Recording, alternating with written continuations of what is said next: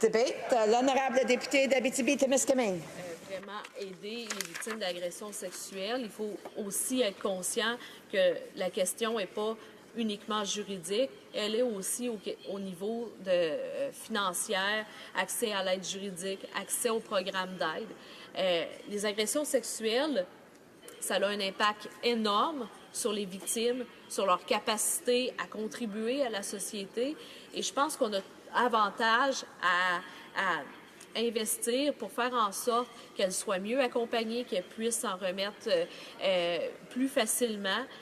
Juste à penser, on parle beaucoup dernièrement de syndrome de stress post-traumatique, mais il ne faut pas oublier qu'une grande partie des gens qui souffrent de syndrome de stress post-traumatique sont les victimes d'agressions sexuelles. Il faut être capable d'accompagner ces victimes-là, de leur donner le soutien. Il faut éviter, lorsque, par exemple, on rentre dans des cas d'indemnisation des victimes d'actes criminels, d'avoir à leur faire passer à travers un processus administratif qui n'en finit plus, parce qu'elles sont déjà suffisamment traumatisées au niveau psychologique qu'elles n'ont pas l'énergie de se battre pour se faire reconnaître comme victime. Et même pour plusieurs d'entre elles, juste de dire « j'ai été victime d'un viol, d'une agression », c'est une étape qui est très difficile. On a beaucoup à faire. J'espère sérieusement qu'on va étudier le projet de loi attentivement au comité et qu'on serait intéressé à accepter des amendements pour aller vraiment,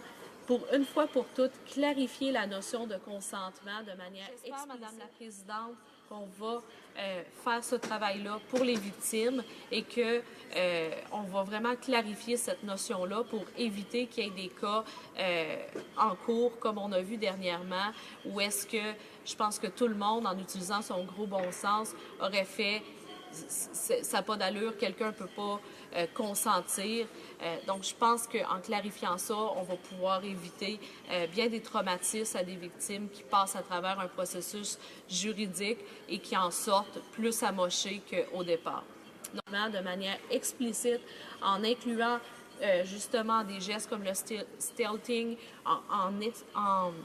en expliquant clairement aussi que le consentement peut se retirer à tout moment pendant une relation sexuelle. Donc, même pendant qu'on est en train de faire l'acte, on peut retirer le consentement si les choses ne se passent pas comme elles devraient se passer. Et si on décide de le faire et que ce n'est pas respecté, ça constitue une agression sexuelle. Donc, j'espère, Madame la Présidente, qu'on va faire ce travail-là pour les victimes et qu'on va vraiment clarifier cette notion-là pour éviter qu'il y ait des cas en cours, comme on a vu dernièrement, où est-ce que je pense que tout le monde, en utilisant son gros bon sens, aurait fait ça n'a pas d'allure, quelqu'un ne peut pas consentir.